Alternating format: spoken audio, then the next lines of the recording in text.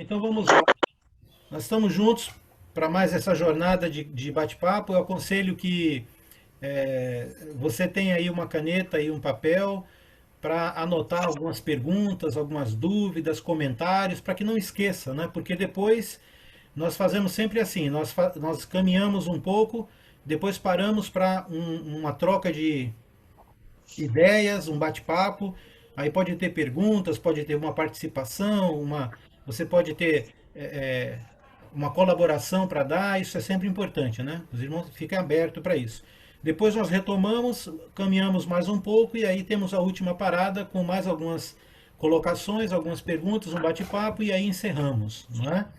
Então, fique aí esperto para não perder aquilo que você observou, porque é muito importante. Às vezes é um detalhe que a gente não percebe e a gente aprende, né? Com a sua colaboração, tá ok? Então vou abrir aqui a nossa tela.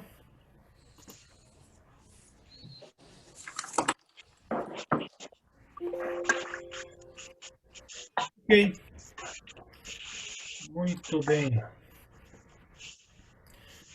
Hoje nós vamos falar então sobre a questão da vida após a morte. Cheque se o seu microfone está fechado, por favor, tinha um ruído ali. Então é só clicar ali no microfonezinho, ele fica vermelho e aí vamos seguindo, tá bom?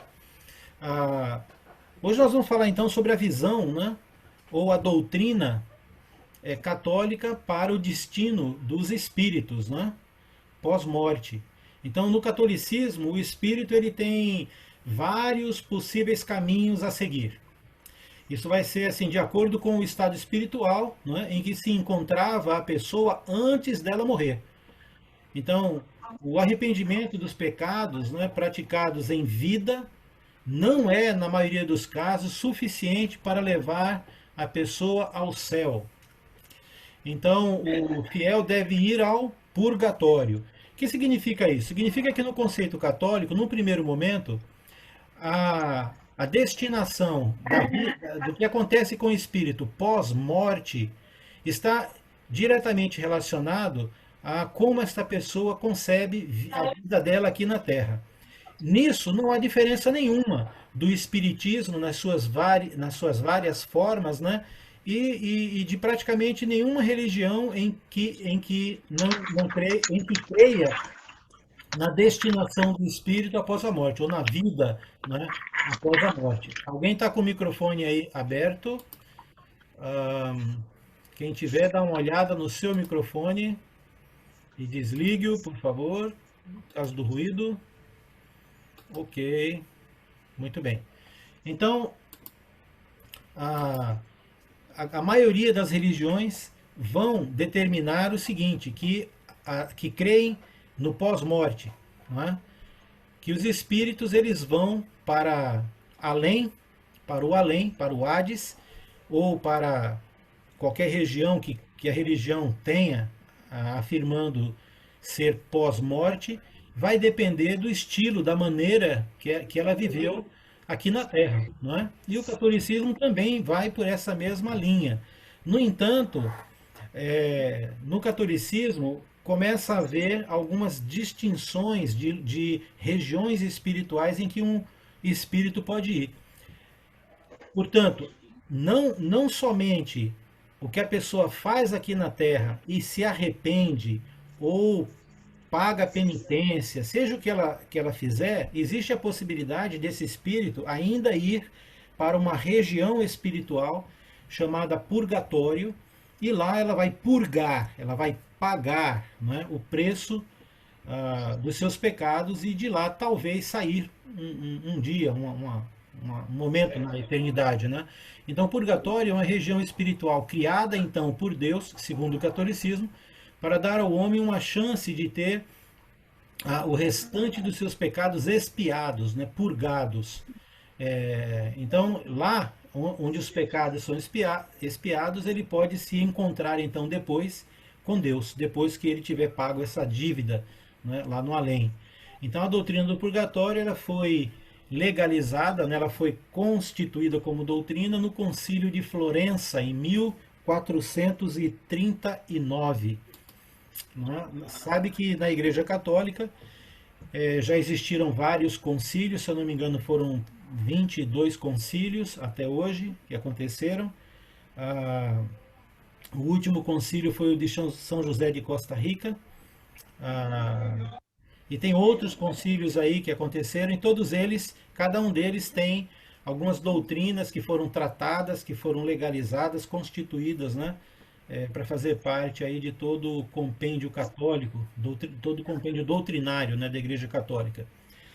A Igreja Católica também tem em relação a pecados, né, que vai determinar então para onde vai o espírito pós-morte, a prática de autoflagelação ou mutilação. Isso não é tão comum, mas ficou comum aí naquele filme do famoso aqui me fugiu o nome agora. Se alguém lembra aí, que o Tom Ghost. Hanks. Oi? Ghost. Não, não Ghost. É aquele filme católico lá que o Tom Hanks ele foi o Código da Vinci. É do Dan Brown, é o Código da Vinci, Dan isso. Brown. Isso, o Código da Vinci. Tem uma ordem católica chamada Opus Dei, que é muito rigorosa, e alguns membros ali ainda aderem a essa prática do autoflagelo, né? Que é a pessoa se mutilar, se ela se machucar, com o propósito de ela se fere, né? De amenizar a culpa, né, dos pecados cometidos, atingindo assim o perdão. A autoflagelação ela também é praticada por várias religiões orientais, como por exemplo na Índia, né, os hindus fazem isso, na Ásia também acontece isso com algumas religiões chinesas e japonesas, né, em que as pessoas ali elas praticam o autoflagelo como uma penitência, né, como algo que pague o sofrimento, paga o pecado, né, traz o perdão. Também na Igreja Católica há o conceito do limbo. Limbo vem do latim, né, e significa beira, significa a margem. Né? Foi criado para receber o espírito das crianças que morrem sem batismo. Segundo o que consta, né, na descrição do limbo, esse é um lugar frio e escuro, e quando um espírito entra no limbo, ele nunca mais sai de lá. Ele não foi idealizado como uma região espiritual pós-morte, onde vão os espíritos, apenas para crianças. Eles também afirmam que as pessoas que morreram antes de Jesus, portanto, os seres humanos que morreram sem Deus antes de Cristo, também estão nesse lugar, nessa região espiritual chamada limbo, não é? Tem um detalhe interessante, antes de irmos mais para frente, e nós vamos ver logo mais sobre o limbo, que ele não era, bem propriamente dito, uma doutrina oficial do catolicismo, mas ela foi validada em comentários e endosso de alguns papas, desde quando ele foi idealizado, né? Quando foi tratado sobre essa região espiritual. Então, nós temos no catolicismo, na existência do espírito, ou após a morte, no além, quando uma pessoa morre, o espírito dela pode ir para o purgatório, pode ir para o limbo, pode ir para o céu, ou pode ir para o inferno. Então, existem algumas variáveis, né? Eu não quero entrar tanto em alguns detalhes, mas, por exemplo, no catolicismo existiu, durante algum tempo, hoje isso não é mais praticado, a indulgência, não é? Que era, na verdade, o quê? A prática de se vender a ida da pessoa direto ao céu. Isso é muito relatado na história do catolicismo, vários papas fizeram tratados a respeito disso, não é? Sobretudo nas cruzadas, 7 cruzadas aconteceram, e uma das motivações que alguns dos papas davam para os que iam às cruzadas é que eles, indo às cruzadas, teriam a sua entrada garantida diretamente no céu. E a indulgência era a prática de se vender, então, a entrada da pessoa no céu. Ela não iria para o purgatório, nem para o limbo, então ela iria direto para o céu. A Vou saber. simonia... Oi? A simonia é uma outra prática, mas a simonia era a compra de títulos clérigos, né, de títulos no catolicismo. Então, uma pessoa poderia comprar o título de papa, de padre, de cardeal. Então, essa prática era chamada de simonia. E a indulgência é a prática de se comprar a entrada no céu. Um passe livre, né? Direto, garantido. Ok? Então, esse diagrama aqui, ele esboça essas variáveis aí do catolicismo. Então, olha aqui, morre então uma pessoa, a vida dela, ela morre. Então, ela pode, aí o corpo dela então vai para a cova, né, para o túmulo. E aí existe então o conceito de que esse corpo vai ressuscitar. E este corpo então ressuscitado, ele vai para o juízo, dia do juízo. E aqui então ele seria, após ressuscitado, se fosse condenado para a segunda morte, se for absolvido, salvo, vai para o céu, ok? Então essa primeira linha aqui seria referente ao corpo, ele vai para o caixão, ressurreto, depois ele vai ter um juízo, ou vai para o céu, ou vai para a perdição. A outra possibilidade aqui é com relação, então, ao espírito. Ele tem algumas variáveis. A primeira aqui é que pessoas que morrem com pecados, alguém com o som aberto aí. Alguém com o som aberto, fecha o som. A Cris está com o som aberto, acho que ela não percebeu. Oi, Cris. Obrigado pela ajuda. Fecha o seu som, por favor, Cris. Aí. É só clicar aí no... Parou? Não, ainda tá. É só clicar no sonzinho aí. É que para mim fica difícil ter que clicar.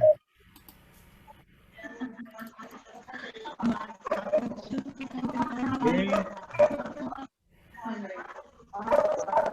Alguém pode... Quem que tá com o som aberto ainda?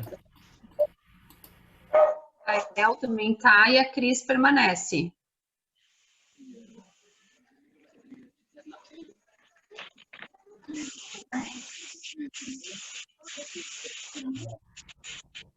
Ok. A Cris, desativei o som. Pronto. Então, voltamos aqui. Quando morre, então, uma pessoa, o espírito pode seguir vários caminhos. O primeiro caminho aqui embaixo é com pecados atuais e mortais. São alguns pecados que são considerados no catolicismo como pecados mortais. E aí, se a pessoa então morre nesta condição, ela vai direto, olha aqui, ó, vai direto já para o inferno mesmo, e de lá já fica lá, não sai, ok? Por exemplo, morrer sem batismo e sem ter sido batizado, ter cometido pecados que não se arrependeu estando aqui, né, vivo. A segunda possibilidade, que é essa aqui, é que são pessoas batizadas mais impuras. Por exemplo, aqueles que morreram antes da lei, antes de Cristo vir, ou as crianças, né? Adolescentes e tal, foram batizados, né? Mas morreram com impurezas ainda e precisam então ir para o purgatório, para purgar os seus pecados, né? Então, uma pessoa, por exemplo, que foi batizada, mas cometeu certos delitos, né? E morreu, então essa pessoa, por não ter sido perdoado ou tido uma vida pia, ela pode então ir ao purgatório. Lá não tem prazo, quanto tempo fica, ela vai sofrer o bastante até quando Deus achar que ela deve sair, e aí ela paga e vai direto para o céu aqui, ok? A outra possibilidade é essa sim, para crianças, né? E para aqueles que também não tiveram uma vida baseada nos fundamentos de Deus e tal, e viveram antes de Cristo, eles vão para o limbo, que é uma outra região, então seria uma região espiritual, e de lá você está vendo que a pessoa não sai. ela vai ficar lá eternamente. O espírito só sai do purgatório. A possibilidade de alguém sair é só do purgatório. Do limbo não. Quem entrou lá nunca mais sai. A outra possibilidade no catolicismo são as pessoas batizadas e puras, né? Agora entenda puras aqui de várias formas. Pode ser uma pessoa, por exemplo, que teve uma indulgência, né? Foi dado para ela lá a liberdade para ir direto para o céu, né? A autoridade para ir direto.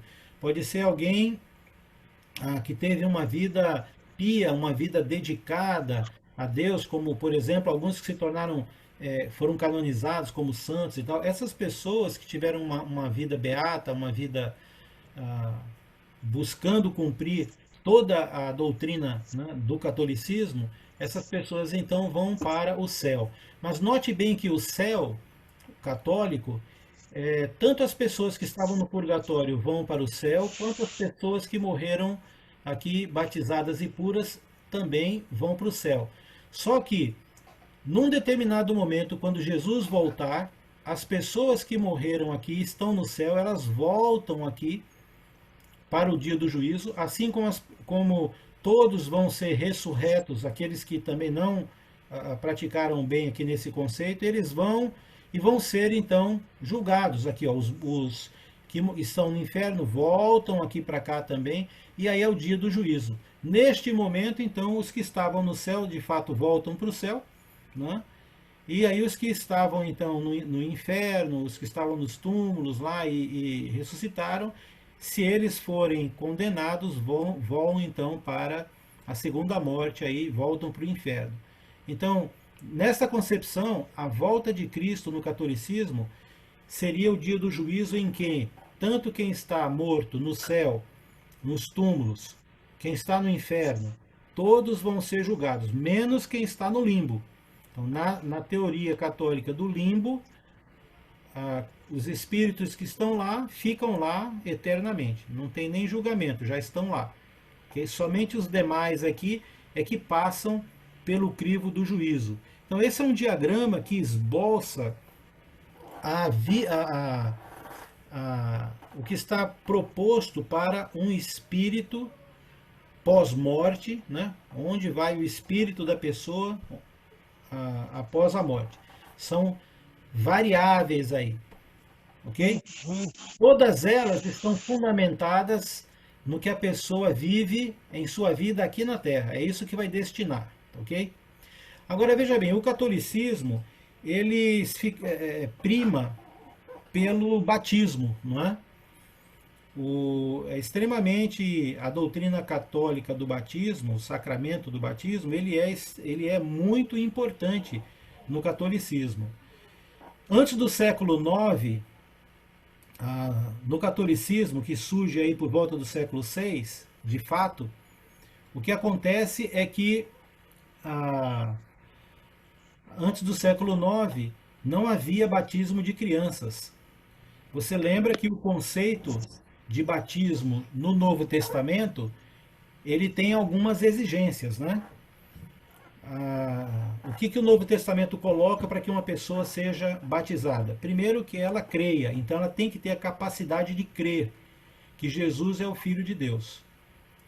Também na Bíblia, nós vemos que é necessário que a pessoa confesse, se arrependa, e aí ela é então batizada. Então, crer é uma condição exigida no Novo Testamento, se arrepender.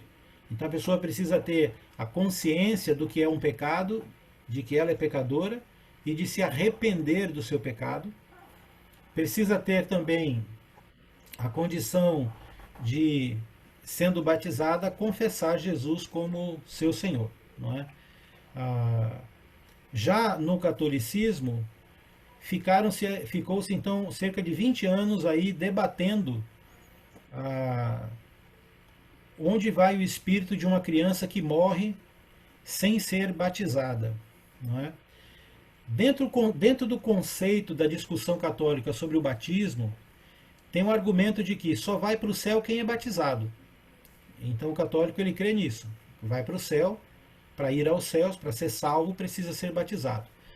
Agora, o problema era o que acontecia então com as crianças que morriam sem ser batizadas. Então, se criou toda uma discussão em torno de que idade uma criança deveria ser batizada para que quando ela morresse ela não fosse para onde, né? Aí se criou essa discussão com relação ao limbo, não é? Alguém está com o vídeo, com o som aberto. Então, se discutiu dentro desses 20 anos, na doutrina do batismo católico, que se o espírito é o que vai para o céu e o corpo volta ao pó, e é necessário para ir ao céu ser batizado, então se uma criança morrer sem ser batizado, para onde ela vai? E aí, dentre essa discussão toda, várias teorias, né, que viraram depois regras ou leis dentro da doutrina católica, como, por exemplo, o pecado original. Então, a doutrina do pecado original, ela propõe que quando uma pessoa nasce, ela já nasce pecadora. Ela nasce imersa em pecado. Ela nasce como fruto, ou melhor, com a condição de absorver o pecado pregresso. Né? Nasce pecadora. E essa doutrina, então, do pecado original, que seria passado, né, no nascimento, foi usada, embora a Bíblia não tenha nenhuma indicação dessa prática, dessa doutrina, desse ensino, foi usada para justificar a necessidade de uma criança ser batizada. Ora, se uma criança não precisasse ser batizada, como Jesus, por exemplo, disse, deixai vir a mim os pequenos, porque delas é o reino dos céus, ele usou o verbo no tempo presente, né? Lá em Mateus, falando com os discípulos, e ele disse também, se alguém quisesse entrar no reino dos céus, teria que se tornar como uma criança. E ele falou também para Nicodemos que teria que nascer de novo da água e do Espírito, se referindo ali, evidentemente, ao batismo. Né? Mas então, para se justificar a necessidade de uma criança ser batizada, era preciso imputar na criança pecado. Por quê? Porque o batismo é a solução divina para resolver o problema do pecado. E se uma criança não tem pecado, então ela não precisa ser batizada. Mas, então, entretanto, criou-se, discutiu-se essa doutrina do pecado original para imputar pecado numa criança, para justificar a necessidade dessa criança, então, ser batizada. As que não foram batizadas vão para o limbo. As que foram batizadas vai depender da vida que essas pessoas tiveram, né? Na Terra. E aí vai ter as destinações do purgatório ou do inferno, ou direto para o céu. Mas todos vão passar ali pelo crivo do juízo no dia da volta de Cristo e voltam às destinações onde estavam, com exceção do limbo, que naquela doutrina eles não saem de lá. Ok? Então esse é o diagrama que explica a destinação dos espíritos no catolicismo.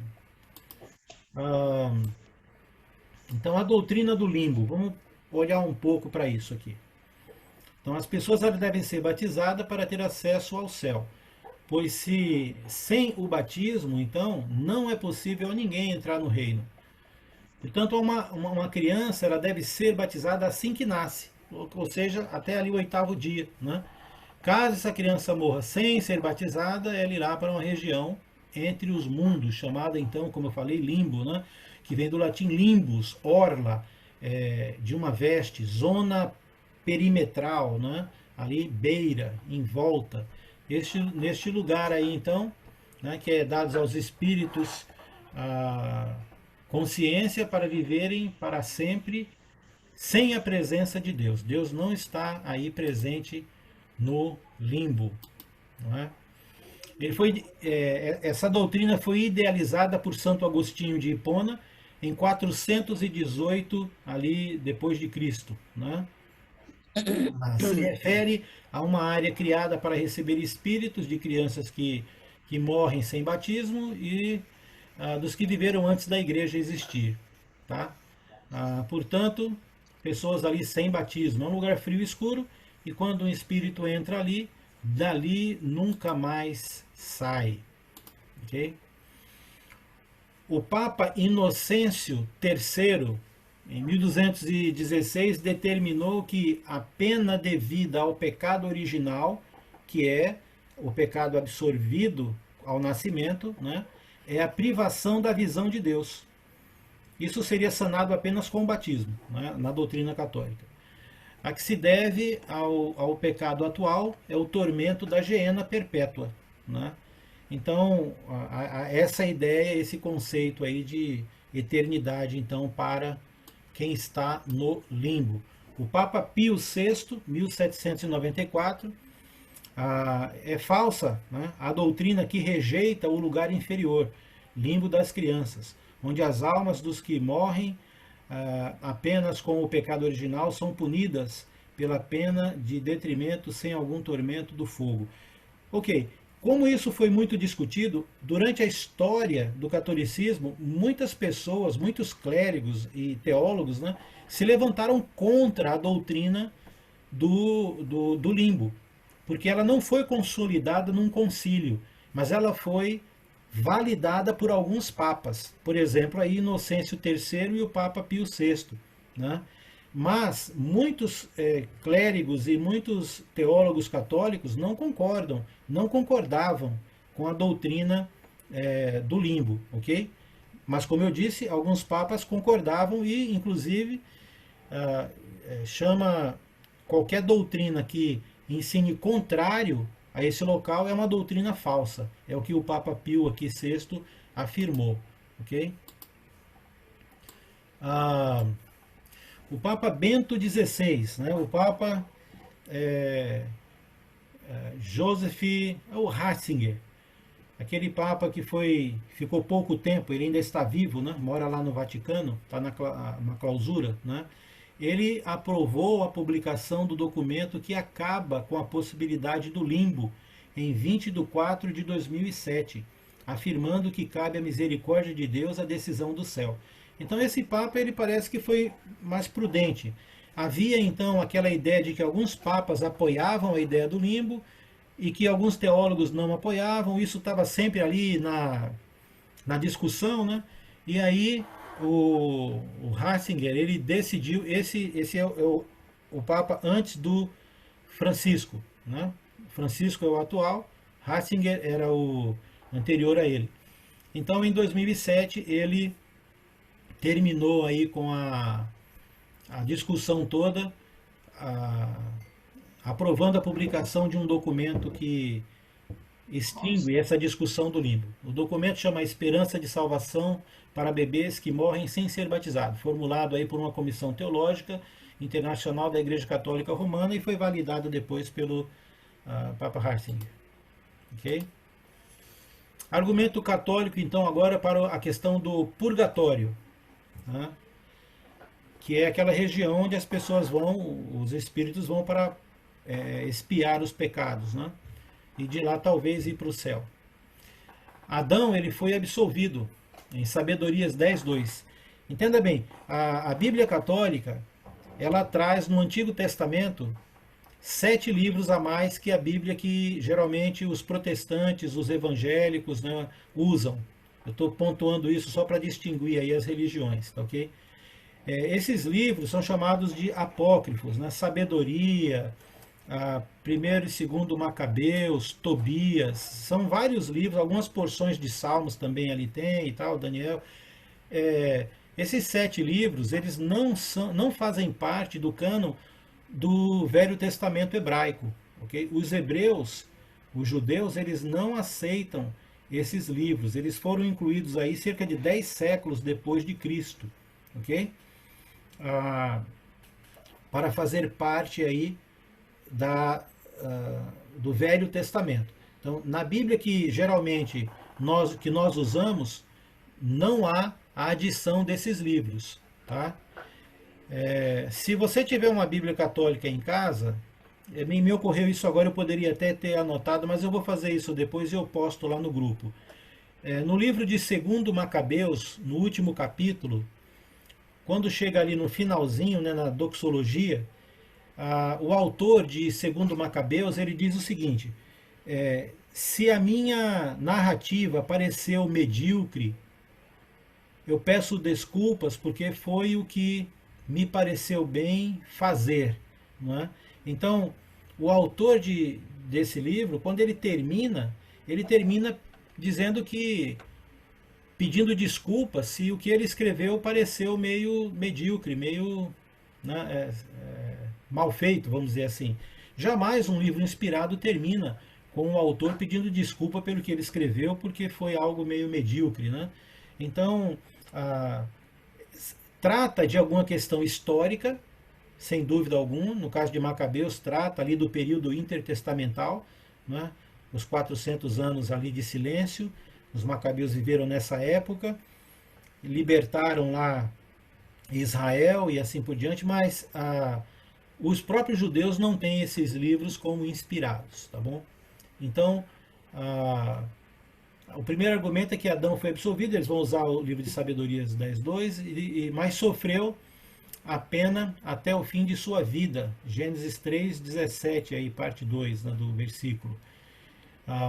Outro argumento que eles têm é que Moisés e Arão não entraram em Canaã, embora perdoados. Não é?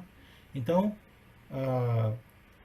essa condição de Moisés e Arão não terem entrado na terra prometida e terem ficado por conta dos seus pecados, né? Moisés não entrou porque ele desobedeceu a Deus, era para bater uma vez na pedra, ele bateu 2 vezes, por isso foi negada a entrada dele na terra prometida. Então isso seria uma espécie de analogia que cabe na ideia do purgatório. Por causa do pecado, alguns pecados não se entra direto no céu, né? Se fica em um local para poder pagar esses pecados.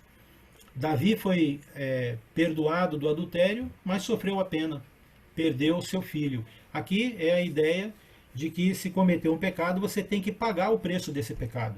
Ele não fica impune. Não é? Embora aqui, se referindo ao pecado de Adão, o texto se refere à questão da consequência do pecado fisicamente e não da questão espiritual do pecado, porque ele se arrependeu, mas é usado isso para significar que o pecado precisa ser purgado, precisa ser pago, porque isso aconteceu com Davi. Tobit, ou Tobias, que também é um livro apócrifo, né, na Bíblia Católica, não faz parte do cânon da Bíblia Hebraica, ensinou seu filho que a esmola o liberta do pecado e da morte. Então aqui seria aquela ideia de você purgar os seus pecados ainda em vida com a prática, substituindo por prática de coisas boas. Né? Você comete um pecado, você faz algo que compense aquele pecado. Como eu disse, existe uma linha católica que ainda pratica, por exemplo, o autoflagelo. Aí não seria praticar algo bom, seria punir o seu próprio corpo, machucando o seu corpo para que o pecado fosse purgado aqui na terra enquanto vivo. Não é? Em Joel, eles usam o texto, Joel exigiu, junto à sua conversão, jejum e pranto. A ideia de se pagar, né, o pecado, de se sofrer por conta do pecado. A culpa deve ser expiada, que jejum e pranto seria uma maneira de expiar a culpa cometida pelo pecado. Ok? Interessante esses conceitos aqui, né?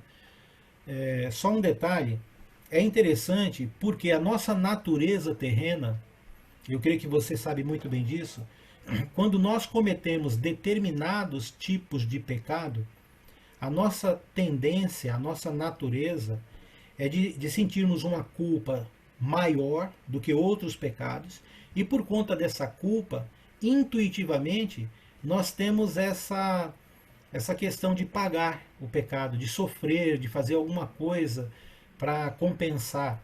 Né? E essa intuitividade, ela é humana. Né? Agora, por conta da consequência de algo errado.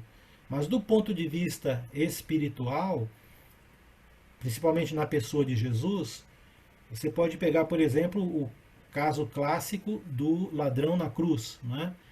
Que disse para Jesus se lembrar dele no seu reino, e ali demonstrando respeito e arrependimento, fez com que o próprio Jesus, então,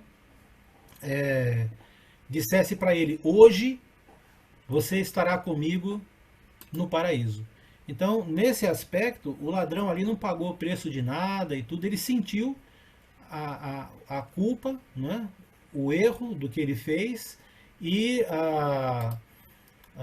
o que ele fez então? Ele se entregou a Jesus Cristo naquele momento e Cristo então afirmou que ele estaria caminhando com ele naquele dia no paraíso. Mas preste bem atenção, tá? Porque o ladrão na cruz falou isso para Jesus e Jesus respondeu para ele, significando o seguinte: Jesus estava vivo. A lei do Novo Testamento, ou seja, o Novo Testamento como uma regra de vida, como lei, né? A graça como lei, ela só passa a vigorar depois da morte e ressurreição de Jesus. Quando Jesus disse para o ladrão na cruz que ele estaria com ele no paraíso, ele não disse no céu, ele disse naquela região de espera antes de Jesus voltar para o juízo. Jesus estava vivo, o que estava vigorando ainda era a lei. E nós vimos também Jesus contando aquela parábola, mas que revela algumas questões para nós, que é do Lázaro, e quando se refere ao paraíso, chamando lá de seio de Abraão.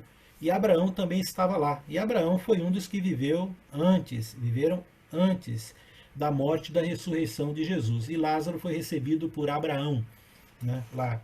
Então, algumas pessoas, alguns irmãos, inclusive, ficam em dúvida, né, com relação à necessidade do batismo para perdão dos pecados. Isso é, para aquelas pessoas que podem reconhecer pecado, que podem se arrepender, que podem confessar e assim crer, não é? Essas características, e usam aquele texto do ladrão para dizer que basta uma pessoa se entregar a Jesus que ela pode estar aí já salva, né? Estará salva.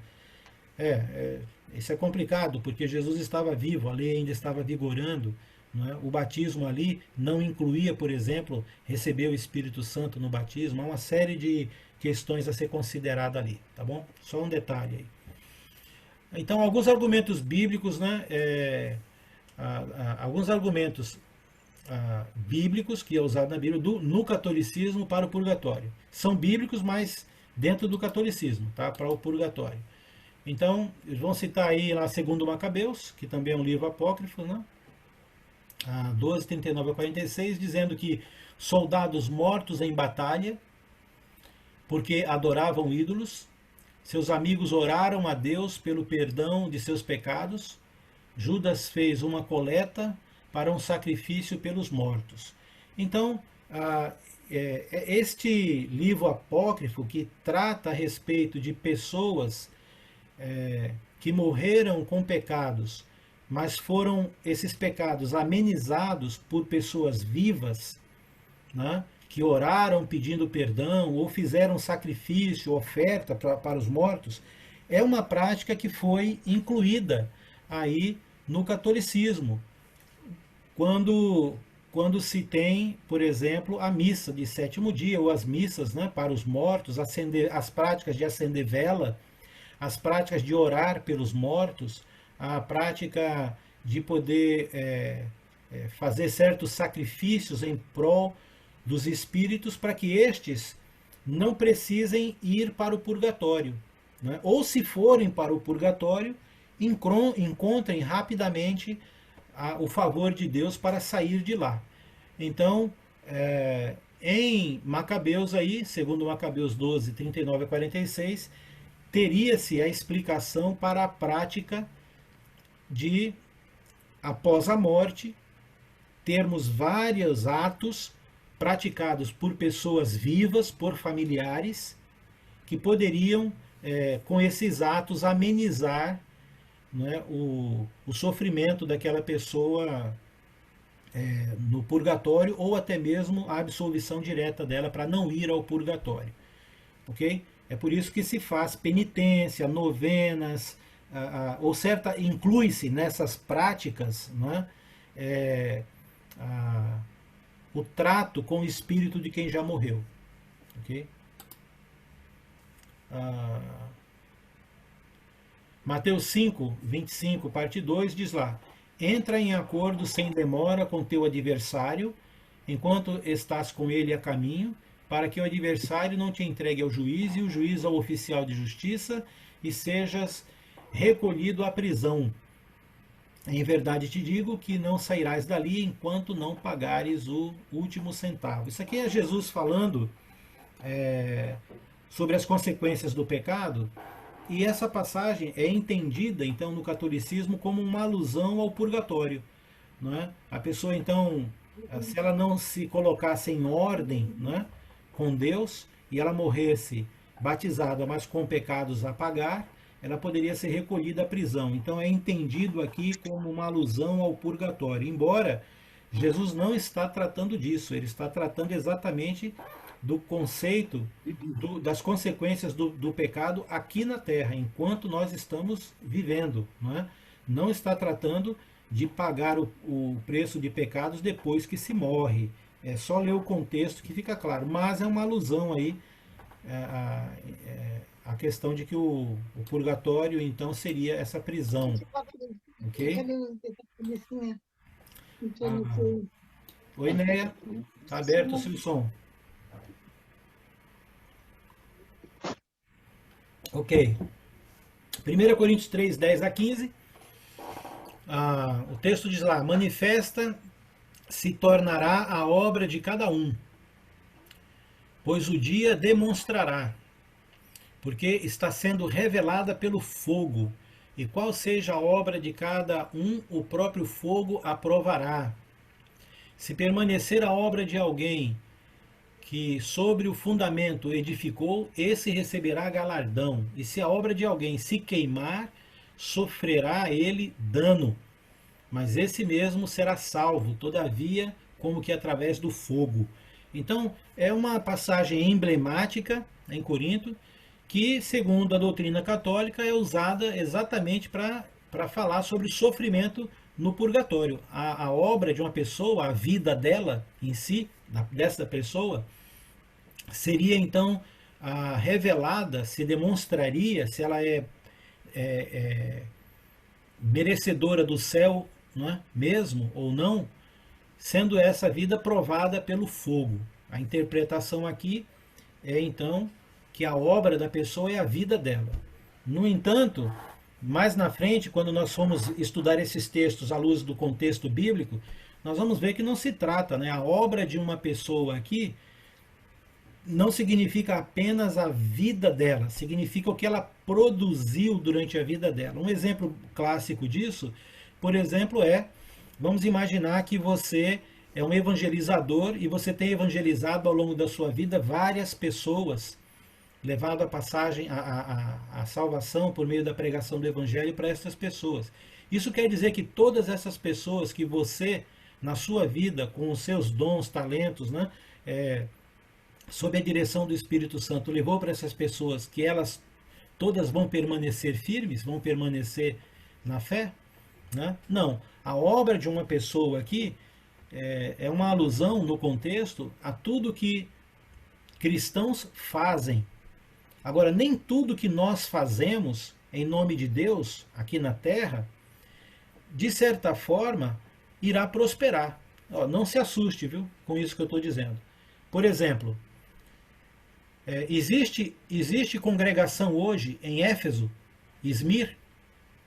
Existe congregação da Igreja do Senhor hoje em Pérgamo? Você já ouviu falar de alguma congregação da Igreja do Senhor que se dividiu e acabou?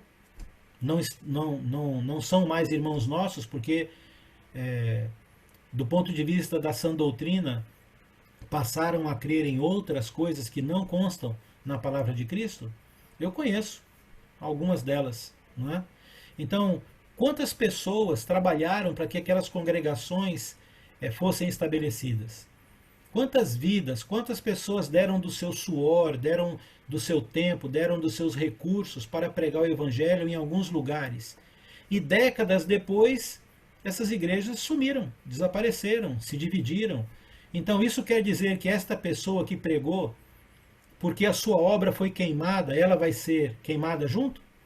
Não, né? Claro que não. Então o que esse texto está querendo dizer é, irmãos, nós devemos viver segundo Cristo e praticar toda sorte de boas obras de acordo com a palavra. Mas não se engane, não quer dizer que todos esses esforços, tudo que nós fizemos, vai prosperar como nós achávamos que iria prosperar. Não. Alguns vão sofrer golpes do inimigo ou de pessoas, vai ser difícil para alguns. Você pode passar, às vezes, dias, semanas, até anos ensinando a Bíblia para uma determinada pessoa e depois, no final das contas, essa pessoa decidir não querer mais saber de Cristo. Então, você vai sofrer as consequências disso, porque não é bom. Eu sei na pele como é que é isso. Mas isso não quer dizer que você será queimado junto com a obra. A obra vai ser provada. A obra vai ser queimada. Mas aqui diz que a pessoa, ela será salva. É esse o contexto aqui. A gente vai ver isso melhor depois, tá bom? Mas é aplicado no catolicismo com a visão de que há, então, essa região espiritual chamada purgatório, onde se paga, onde se queima. Mateus 12, 31 e 32. Se este pecado não será perdoado no mundo por vir, então será que alguns pecados serão perdoados no mundo por vir? Então, esse texto também é um texto emblemático, né? O que significa pecado perdoado no mundo por vir? Bem, os pecados são cometidos onde? Qual região se pode cometer pecados? Esta, né? Nessa dimensão onde nós estamos vivendo. E onde os pecados, de onde os pecados são perdoados? Vem da onde a ordem para perdoar pecados neste mundo? Do mundo por vir, não é? Da eternidade. Deus e Jesus estão onde? Eles estão no paraíso? Jesus está no Hades, no inferno? Não, ele passou por lá, né? Pelo inferno, porque ele morreu cheio de pecados, mas ele não ficou lá, ok? Então, é claro que aqui está se referindo que um pecado cometido aqui, ele é perdoado no mundo por vir, porque é onde, na região espiritual onde Deus e Jesus se encontram, né? Nas regiões celestiais. O perdão é deflagrado por quem? Quem tem autoridade para perdoar pecados e onde eles estão para isso? Então, é evidente que esse texto ele deve ser entendido dentro do seu contexto ali, né? Lucas 12, 47 e 48, diz lá: o servo que conheceu a vontade do seu senhor será punido com muitos açoites.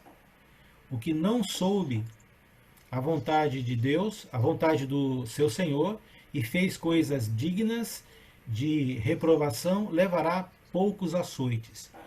O que significa aqui? Aqui, aplicado à doutrina do purgatório, seria a ideia de que a consciência de uma pessoa, né, de acordo com o pecado que ela comete, a quantidade de pecado que ela comete, seria maior ou menor a punição aí referida pelos açoites, né, que são chicotadas, né, sofrimento. Qual o contexto aqui da interpretação católica para esse versículo? Esses versículos é de que os açoites ou o sofrimento, e aí você tem até uma alusão a autoflagelo, né? seria uma maneira compensatória em relação ao perdão dos pecados, o sofrimento, né? Agora, o texto, evidentemente, não está falando do conceito de um lugar que vai se expiar pecados na eternidade, mas está se falando da punição ou do que acontece como consequência do pecado, não é? Então, o servo que conheceu a vontade do seu senhor será punido com muitos açoites. O que não soube a vontade do seu senhor e fez coisas dignas, né, de reprovação, levará poucos açoites. Relacionado à consciência, não está tratando aqui de que na vida por vir esses açoites aconteceriam. Mas no contexto desta analogia, aqui é escravo. Então, Jesus viveu numa sociedade escravocrata. E o que acontece com um escravo? No popular, no geral, você já deve ter assistido filmes em que tem escravos, O que acontece com um escravo que toma a decisão de não fazer a vontade do seu senhor? Apanha. E o que acontece com o escravo que não soube a vontade do seu senhor, não sabia, mas ele fez coisas erradas? Né? Esse leva a poucos açoites. Por quê? Porque o Senhor iria considerar aí o fato do desconhecimento. Mas os dois levam açoites. Não é? O que Jesus está querendo dizer com isso é que a desobediência, seja em que grau for, ela vai gerar consequência. Como, por exemplo, na analogia, um escravo que desobedece o seu senhor sabendo, e outro que desobedece ao senhor sem saber que aquilo era algo que não era da vontade dele. Mais ou menos açoite não é o ponto aqui. O ponto é que a desobediência vai levar aos açoites. O que Jesus está querendo dizer com essa analogia? Que os pecados cometidos, não importam necessariamente o grau, eles vão ter uma punição. Agora, é fato a gente contemplar que Jesus ele vai tratar a respeito se ele trata do galardão com relação a quem vai ter recompensa da vida eterna, ele também trata do nível de sofrimento de algumas pessoas com relação aos seus pecados, à sua vida. Algumas pessoas dizem, né, que não existe pecadinho nem pecadão. Isso é uma coisa certa, mas ela deve ser entendida num contexto, ok? O contexto é que quando Jesus vai em Lucas lá tratar das cidades que não ouviram ele pregando, ele vai dizer, por exemplo, ai de ti, Corazim, ai de ti, Cafarnaum. Porque se Sodoma e Gomorra tivesse ouvido e visto o que vocês ouviram e viram, teriam se arrependido. Por causa disso, o sofrimento de vocês será maior do que o daqueles. O que Jesus quis dizer com sofrimento maior, sofrimento menor? Parece que se a ida de uma pessoa ao mundo dos mortos, ao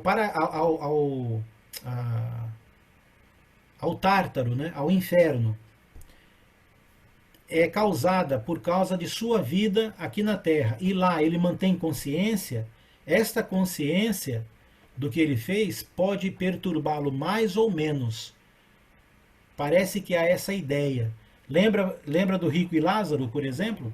O rico morreu e foi para o inferno, e lá em sofrimento, ele viu Lázaro e pediu para que Abraão deixasse Lázaro molhar o seu dedo em água e pingasse na língua dele para se aliviar daquele tormento.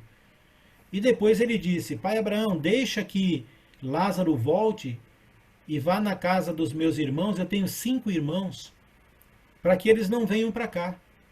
Né? Então esse homem tinha consciência. Ele sabia, lembrava de 5 irmãos e ele ainda quis ajudar, pedindo para que Abraão permitisse que Lázaro voltasse para falar a respeito da mudança de vida deles para que eles não fossem para o inferno. E Abraão disse, não, tem um grande abismo entre nós, não pode. Quem está aqui ir para lá, quem está lá vem para cá. Eles têm Moisés e os profetas, ou seja, eles têm a palavra, eles têm a lei, a palavra de Deus. Ouçam-na. Não é? Esse era o ponto ali. Então, esse conceito aqui de açoite quer dizer a consequência da desobediência. Né? Evidentemente, uma pessoa com muito mais consciência vai ter muito mais peso e o que lembrar das coisas que ela não praticou segundo a vontade de Deus do que aquelas que não têm tanta consciência. Mas ambos terão açoites aqui. Então o Concílio de Trento, com esse daqui eu vou dar uma paradinha, tá? No Concílio de Trento diz o seguinte, se alguém disser que depois de receber a graça de justificação ao pecador penitente, são perdoados a culpa e a pena eterna, de modo que lhe fique nenhuma pena temporal a sofrer ou neste mundo ou no futuro, no purgatório, antes que lhe possa ser aberta a entrada no reino dos céus, seja anátema. É uma construção fraseológica grande, né? Porque é de uma época muito antiga, né? 1547, a maneira de se expressar e de se escrever era bem mais complexa. Por exemplo, se você que está acostumado com a Bíblia João Ferreira de Almeida atualizada ou as versões mais modernas, e você pegar uma Bíblia corrigida, você vai sentir um pouco de dificuldade, porque a escrita já é baseada naquele português mais antigo, né? Então aqui nós estamos falando de 1547, o Brasil só tinha 47 anos, então é uma construção meio difícil às vezes. Mas aqui meramente está dizendo que quem for contrário a essa doutrina do purgatório vai ser amaldiçoado, essa é a ideia. Ok? Bom, tem aqui esse slide sobre penas e duração do purgatório, que você pode ler depois, né? A pena de dilação, ninguém sabe aí, só Deus é que pode tirar a pessoa de lá. A pessoa fica em separação de Deus, a sua alma fica então separada, o seu corpo e suas paixões de dor, de separação intensa. A pena dos sentidos, lá no purgatório, né? Por um fogo real e corporal, então ela sente queimar como se fosse mesmo fogo, não é? E é impossível a pessoa avaliar o tempo de permanência lá no purgatório e assim vai. Não é? Vamos dar uma parada aqui por enquanto, depois a gente volta aqui nesse slide aqui. Então, vou interromper. Muito bem. Deu para ter uma noção, pelo menos, uma ideia da doutrina católica de para onde vai o espírito após a morte, dessas várias possibilidades, né? Há intrinsecamente algumas posturas que podem ser tomadas enquanto a pessoa ainda está viva aqui na Terra, e estas posturas podem ajudar o espírito dessa pessoa após morrer. Né? A extrema unção, por exemplo, é uma delas. Né? A indulgência, a oração de parentes, a missa, o acender de velas, os sacrifícios, né? Feito para que estas almas não sejam almas penadas, né? Que fiquem a sofrer muito tempo no purgatório e possam sair de lá. Algum comentário, pergunta, algum acréscimo, fique à vontade. Aqui, Alex? Então, a Luísa chamou, depois da Luísa tem a Priscila, e eu vou anotando alguns nomes aqui. Então, Luísa. Tá, eu ouvi dizer que hoje não tem mais indulgência na Igreja Católica. Isso é real? Eu não tenho a informação se isso acabou totalmente, mas eu nunca mais li a respeito disso. Eu li isso só nos textos da Idade Média, ali, indo até 1500 e pouquinho, ali perto do final da Idade Média, antes da Revolução Francesa. Depois eu não li mais nada, mas eu também nunca, nas minhas pesquisas, eu não encontrei nada dizendo que foi abolido. E me diz uma coisa, esse dinheiro que se pagava para tirar o morto do inferno para pôr no céu, esse dinheiro ia para o Papa, ia para aquela congregação da igreja local dele? Como é que funcionava? Olha só, essas práticas elas foram incrementadas no catolicismo pela ordem de Inácio de Loyola, né? São os jesuítas. Então, os jesuítas eles eram o exército, né, da Inquisição papal. Quando eles foram criados com vários propósitos, né, de punir e perseguir judeus, homossexuais, ciganos. E na Inquisição, que aqui no Brasil também ocorreu, essas pessoas, se elas fossem delatadas como bruxos ou contrários à igreja, elas eram levadas à tortura até confessarem seus pecados, se arrependerem. Algumas delas que não eram batizadas, pagavam a pena, seus bens passavam a pertencer à igreja e depois elas eram mortas. Não é? Agora, a indulgência, ela era uma outra prática dentro da Inquisição. Aliás, a indulgência era uma prática de que as pessoas que pagavam por sua entrada aos céus estavam alimentando os cofres da igreja. Okay? Ela ia arrecadado aí principalmente pela ordem na época. Os jesuítas mudaram muito o conceito. Isso eu estou falando naquela época que eles foram constituídos como uma ordem para servir aos interesses de Roma, né, do Vaticano. Então esses valores eram todos recolhidos e enviados para o Vaticano. Legal, obrigada. Nada. Alex, posso entrar na pergunta próxima, Everaldo? Priscila, aqui depois você, Giovanni. Tá.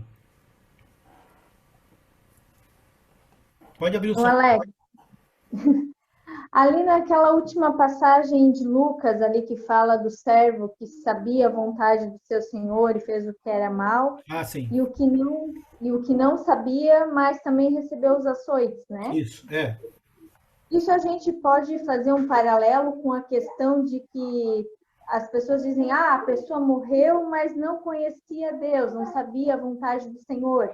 Então, ela foi para o céu. Como eu já ouvi assim, por exemplo, a gente diz, mas e quem não... Por exemplo, uma tribo indígena, que nunca ouviu falar do Evangelho. Boa. Então, eles têm que ser salvação, porque eles nunca ouviram falar de Deus. Mas essa passagem, ela meio que refuta isso, dizendo que as consequências virão, né? Boa questão. Então, a gente tem que ter muito tato e muito cuidado quando falamos sobre esse tema, e obrigado por sua pergunta, Pri, porque essa é uma dúvida que muitos de nós temos, né? O que vai acontecer com os indígenas, com as pessoas que não conheceram Jesus, vai para o inferno ou vai para o céu? Então, a primeira observação, que não é nem observação, é mandamento do Senhor, é o entendimento do conceito de que nós não devemos julgar, ok? Então, primeira coisa, nem eu e nem você podemos julgar qualquer pessoa, dentro da igreja, fora da igreja e tal. Julgamento condenatório, vai para o céu, vai para o inferno, nós não temos o poder, nem o conhecimento e nem a autorização para fazer isso. Julgamento condenatório, não temos. Agora, precisamos entender muito bem o conceito do julgamento condenatório, quando dito por Jesus que é proibido nós fazermos, não é? Entender que não condenarmos ou sermos proibidos de tecer um julgamento condenatório contra uma pessoa não significa, por outro lado, que qualquer pessoa está salva. E às vezes esses extremos é difícil de muitos de nós encontrarmos o equilíbrio, o meio, não é? Não podemos condenar ninguém. Muitas vezes isso é dito para absolver pessoas. Nós não podemos nem condenar e nem absolver. Nós não temos autorização para tecer juízo condenatório contra alguém. Consequentemente, nós também não temos autorização para dizer este está salvo e vai para o céu. Entendeu o ponto? O juízo em si não é uma área nossa. Eu não posso dizer que pelo fato de não poder condenar alguém, este alguém automaticamente está salvo. Há uma limitação imposta a nós. Por outro lado, nós sabemos que os textos bíblicos eles vão tratar do que é necessário para uma pessoa ser salva. Não podemos negar isso. Você pode estudar o Novo Testamento e você vai encontrar muitos versículos em que o nosso Senhor Jesus e também os apóstolos vão falar, vão tratar sobre o que é necessário para ser salvo. Crer, se arrepender, confessar, ser batizado. Né? Mesmo aqueles que não creem que o batismo é necessário ao conceito da salvação, eles afirmam que a pessoa precisa pelo menos aceitar Jesus no coração. Entendeu? Nós entendemos que o que Jesus disse, crer, se arrepender e ser batizado. Foi isso que ele ordenou e foi isso que aconteceu em Atos capítulo 2, na primeira igreja, e é isso que acontece no livro de Atos em todos os exemplos de conversão. É precedido de uma pregação e sucedido pelo batismo. Foi assim com Paulo, foi assim com o carcereiro, foi assim com Lídia, foi assim com aqueles 3.000 na primeira pregação pública que o apóstolo Pedro lá fez, né? Foi assim com o eunuco, e você vai ver dezenas de exemplos no Novo Testamento de que a salvação está condicionada à pregação do Evangelho e crer. Ok? Então, Então podemos dizer que quem não ouviu, não creu, está condenado? Não, não podemos. Ah, então podemos dizer que eles têm a possibilidade de ir para o céu. Bom, aí você já está criando uma possibilidade que pertence apenas a Deus. Então eu não penso nisso. Entende? Eu penso no seguinte: o que a palavra me diz que é para eu fazer, eu faço. A partir daí, o que qualquer pessoa decida fazer com a palavra, não sou eu que vou responder sobre a salvação dela. É ela que vai responder diante de Deus, e é Deus quem vai decidir. Isso fere algum princípio? Nenhum princípio. Nós não podemos ir para os dois lados desse conceito. Agora, na citação da parábola, Pri, o texto está dizendo ali que os dois vão sofrer, vão levar chicotadas, né? Um mais, outro menos. Não está dizendo que eles estão impunes. Não, os dois estão. Então, o fato de um alegar que ele não conhecia a vontade do seu Senhor, não quer dizer que ele não vai ser punido. Vai ser, menos, mas vai. E o outro que fez sabendo, vai ser punido mais, porque sabia, mas vai ser punido. Então, o texto está falando sobre consequências do pecado. Agora, quem vai punir? Quem decide se bate ou não na passagem? Não é o Senhor? É o Senhor. Então, mais uma vez, o conceito é: faça a sua parte, não julgue ninguém, pregue o Evangelho, viva o Evangelho e deixa Deus cuidar disso. Deus cuida do índio, da tribo, Ele cuida de todos. A nós cabe fazer aquilo que chegou até nós. Esse não é uma fuga, é um bom senso. Não é baseado no que o Jesus colocou. Ok? Cuidado com atos de condenação e com atos de liberação. Ah, eu acho que quem pratica isso e aquilo outro, Deus não vai condenar. Bem, você está falando exatamente o que você acha. Né? É muito melhor a gente não tecer esse tipo de comentário e levar a pessoa a ver o que a Bíblia diz. É sempre melhor dizer o que a Bíblia diz. Quando alguém falar alguma coisa para você, você fala: olha, você já viu o que a Bíblia diz sobre isso? E aí você dá um estudo para a pessoa. Às vezes é melhor do que o achismo. O achismo é muito complicado. Giovanni, valeu. Primeiro, Alex, parabéns pela tua explanação. Eu não conhecia nada de catolicismo e essa aula aí me trouxe bastante coisas novas que eu não desconhecia. Eu tinha uma pergunta, mas eu acho que tu já respondeu. Eu ia perguntar do purgatório, penitência e limbo, né? Se os católicos tinham fundamentos bíblicos. E tu já respondeu ali que alguns dos livros de Cânon, alguns dos apócrifos e também alguns de estudos, como limbo, né? Então eles se reúnem lá e faziam, teciam regras, leis. Isso. Então eles faziam até interpretações erradas dos livros de Cânon. Ali como o purgatório, tu falaste que é na região espiritual, né? E eles utilizaram ali o Gênesis, falaram de Adão, Moisés e Davi, mas pagando aqui na Terra, não nessa região celestial do purgatório. Então, eles fazem, realmente, os católicos, o clero, né? Sim. Fazem bastante confusões nas interpretações, utilizam. E eu não conheço a Igreja Católica, mas me passa uma ideia de que, me corrija, quem já foi católico, que frequentou, né? Que não há uma preocupação do alto clero de que as pessoas estudem a Bíblia, conheçam o ensinamento, até porque a história diz que o catolicismo foi baseado em conquistas e guerras em busca de poderes, né, dinheiro. Okay. Tanto que o Vaticano hoje é o país mais rico do mundo, é o Vaticano. Então, isso é um conhecimento que me trouxe conceito, aqui. Giovanni, o conceito que nós estamos tratando é aquele conceito doutrinário, né? Então, assim, é segundo o catolicismo, segundo o espiritismo, segundo... Então, assim, dentro do conceito da doutrina, do que é ensinado no catolicismo, o católico, ele é ensinado que a igreja, ela veio antes da palavra, antes do evangelho, antes de ser escrita a palavra, a igreja era, ok? Então, se a igreja, na ideia da concepção católica, ela era antes da palavra, então ela é detentora da palavra.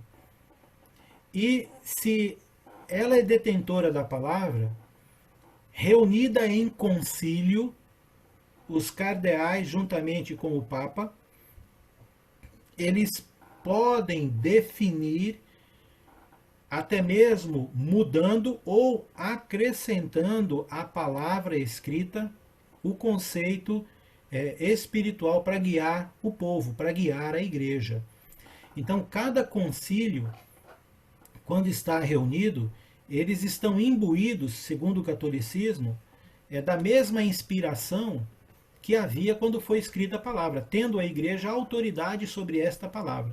Bom, os protestantes, os evangélicos, eles pensam diferente. Os cristãos, como nós também, pensamos diferente. Nós pensamos que a palavra é exatamente o registro de tudo que aconteceu relacionado ao ensino desde Jesus e até o surgimento da própria igreja. Então, o relato que está na palavra é inspirado do ponto de vista de que está ali se mostrando tanto historicamente como que a igreja se desenvolveu e sob que base ela se desenvolveu, sob que ensinamentos ela se desenvolveu, ok? Então, a igreja, ela é uma consequência, ela não é a causa. A causa é Jesus. E as advertências no Novo Testamento, sobretudo nos Evangelhos, de guardar a palavra, de permanecer na palavra, né, de não mudar a palavra, e aí sim se estende até o final. Você vai ver isso lá em Apocalipse, no último versículo do livro lá, dizendo que se alguém aumentasse, seria aumentada as pragas escritas, ou se alguém diminuísse alguma coisa desse livro, seria tirada a parte que lhe cabe na vida. Foi para o livro de Apocalipse, mas é aplicado comumente a toda a Escritura. Por quê? Porque há vários versículos que evocam para a Bíblia, para a palavra de Cristo, exatamente aquilo. Então você vai lá em 2 João, né, versículo 9, é um capítulozinho só ali. Você vai ver que João diz às igrejas daí da Ásia Menor, ele escreveu essa carta ali, para aquelas igrejinhas ali da Ásia Menor, e ele diz lá, se alguém ultrapassar a doutrina de Cristo, esta pessoa não tem Deus, né? E ultrapassar e nela não permanecer. Então as advertências bíblicas são muito claras. No entanto, como a doutrina católica é fundamentada em cima da estrutura da igreja e não da palavra propriamente dito, então, ao longo do tempo, existiram várias ordens, como por exemplo, o leigo não pode ler a Bíblia. As missas, então, elas eram... talvez tenha gente viva aqui que constatou isso, porque aqui até os anos 10, 20, década de 10, 20, as missas eram lidas, eram realizadas em latim e o padre ficava de costas ainda, né? Falava de costas. O leigo não podia ler a Bíblia, nem interpretá-la. Isso só um clérigo poderia fazer. Foi só com o advento aí do movimento carismático, né? Da igreja, aquela TV século XXI e tal, são todos da linha carismática, que começou a se quebrar isso e aí o católico começou a ler a Bíblia. Quando o Martinho Lutero se levantou contra essa doutrina, essa era uma das doutrinas dele, né? Ele traduziu a Bíblia para o alemão, e uma das grandes bandeiras dele é que o Novo Testamento foi escrito no grego koiné, o grego que era falado pelo povo, para que o povo entendesse a palavra de Deus. Então, por que a Bíblia não pode ser traduzida para a língua de qualquer país? Né? Porque a igreja tem que dominar isso, controlar isso. E ele, então, traduziu para o alemão e tal. E por conta de tantas outras coisas, ele foi excluído, foi excomungado da igreja. Então, todas essas atitudes, elas são atitudes históricas que não condizem com os textos bíblicos, né? Não condizem. O próprio fato de que quando o Novo Testamento foi escrito, ele foi escrito com a intenção de ser copiado e copiado e copiado e ser mandado para outras congregações. Então isso quebraria até mesmo o propósito de por que as cartas foram escritas. Então tem muita coisa dentro disso tudo, mas é uma visão interessante aí de que as pessoas são guiadas por esse conceito. Não vamos muito longe também, né, Alex? A Bíblia ela é muito clara quanto à questão da adoração a santos e todas as igrejas católicas têm os seus santos, os seus padroeiros com as velhinhas e tudo mais, né? Eu fui católica a vida inteira e uma das coisas também que era bem frisado na igreja era a questão dos 7 sacramentos. Tu tem que nascer, tu tem que ser batizado, tu tem que passar pela Eucaristia, tu tem que fazer o crisma, tem o matrimônio, tem a extrema unção e tu tem que passar por todos eles para que tu seja pleno, puro, para que tu possa atingir aos céus. Né? Então, né, eles têm várias regras que são da igreja, não são da Bíblia. Exato. E nas missas, muito raramente é lida uma passagem toda da Bíblia. São as rezas, e em todas as rezas que a gente não ora, a gente reza na Igreja Católica, tem a parte que tu faz a menção à Santa Igreja Católica, e ela sempre vem antes da palavra. Então, é bem isso que o Alex falou, a Igreja ela é mais importante que a palavra na visão do catolicismo. Por exemplo, uma discussão atual referente a para onde vai o espírito após a morte, que está relacionado às práticas de vida aqui na Terra, é que o sacramento do casamento, na Igreja Católica, tradicional, católica mesmo, né, vaticaniana, a prática do divórcio e do novo casamento, né, não é permitido. Não é. Só que, recentemente, existe uma linha, com alguns padres estão agora trabalhando, conversando a respeito. O Papa Francisco está demonstrando uma certa tolerância com relação a isso. Ele já fez algumas publicações falando sobre a aceitação do divorciado e do novo casamento e tal, mas isso não está sacramentado, isso não está regulamentado. Ainda hoje, no geral, nas igrejas católicas, não se faz um segundo casamento. Religioso não se faz. Há uma tolerância, né, e tal, ninguém fala muito, mas não é possível. Então, há muitos conceitos ainda dentro da própria Igreja Católica que são reflexos desses concílios.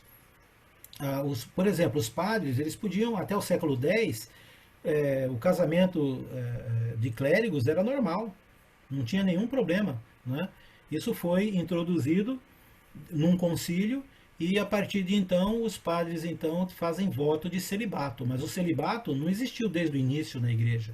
Isso veio conciliado, veio depois. Se eu não me engano, foi o concílio de Basileia ou Trento, eu não lembro bem agora. Mas assim, é muito dinâmica essa questão da mudança das regras, né? Ok? Obrigado, Alex. Tu fala um pouco sobre a diferença entre não julgueis, né? Essa questão do julgamento condenatório e o julgamento segundo a reta justiça.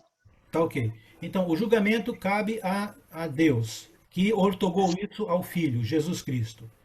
Jesus não autoriza que nós julguemos, né? Ele diz que nós não devemos julgar, porque se julgarmos, teremos um julgamento recalcado, sacudido, né? Rebatido ali, e nós seremos julgados também. Em Judas, também é um livro de um capítulo só, você vai ver lá no meio do capítulo, é uma referência, por exemplo, ao arcanjo Miguel, que contendia com Satanás a respeito do corpo de Moisés. O corpo de Moisés não foi encontrado, não é? Quando ele morreu lá no Monte Nebo, mas o texto diz que Miguel foi enviado por Deus, o arcanjo Miguel, para impedir os planos de Satanás com relação ao corpo de Moisés. Muito provavelmente, o que se deduz é que Satanás tinha planos de que o corpo de Moisés se tornasse tão idolatrado quanto o corpo de Maomé é com os muçulmanos, não é? Então, lá nessa conversa, o texto diz que Miguel, mesmo quando contendia com Satanás a respeito do corpo de Moisés, não ousou proferir juízo infamatório contra Satanás, mas disse: o Senhor te repreenda. Ora, Satanás já está condenado ou não? Sem dúvida, nós já sabemos disso perfeitamente. João 16 diz lá, né, que o Espírito convence o mundo do juízo, porque o príncipe deste mundo já está julgado. Não é? Satanás e os demônios já estão julgados. Mas veja, nem mesmo Miguel, que é um arcanjo, ousou proferir juízo infamatório contra Satanás, dizendo, arreda, né, você já está condenado. Então, não, mas ele disse, o Senhor te repreenda. O que significa esse respeito? Significa que nesta matéria de proferir juízo condenatório, só Deus pode. Então, essa é uma verdade, José. A outra verdade é a palavra de Cristo. É que quando nós vamos estudar a Bíblia com uma pessoa, a palavra de Cristo, nós vamos passar pelo fato de que a pessoa precisa reconhecer que ela é pecadora, não é? Então nós vamos ler as passagens bíblicas sobre isso.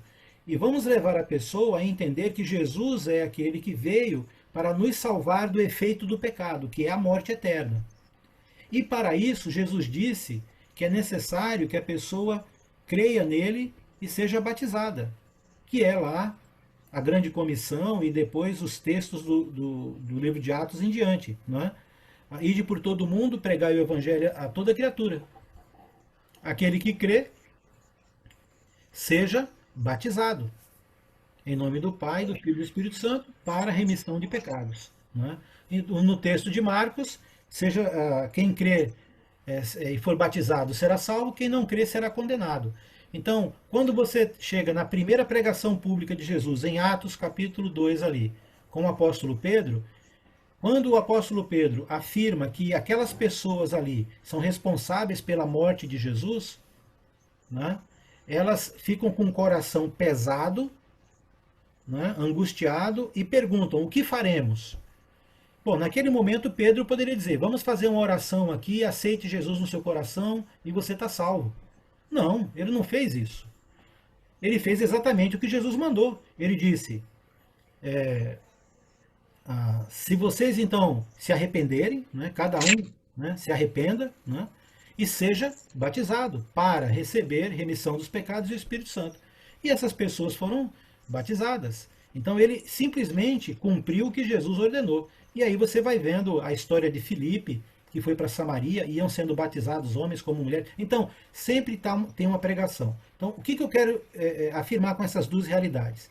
É que, quando nós ensinamos o Evangelho para uma pessoa que ainda não é discípulo de Jesus, você vai se comprometer em ensinar apenas a palavra para que esta pessoa entenda por si só o que ela está vendo e lendo na palavra. É ela que vai, no seu espírito, conceber a ideia se ela está ou não em obediência ou desobediência.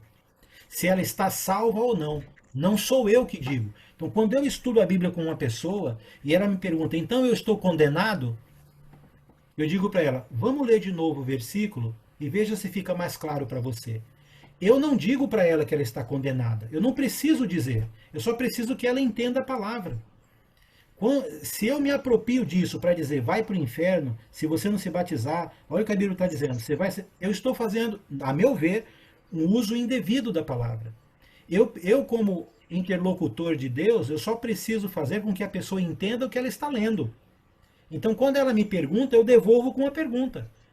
Vamos ler de novo aqui, olha o que o texto está dizendo. Então, como é que você se sente agora?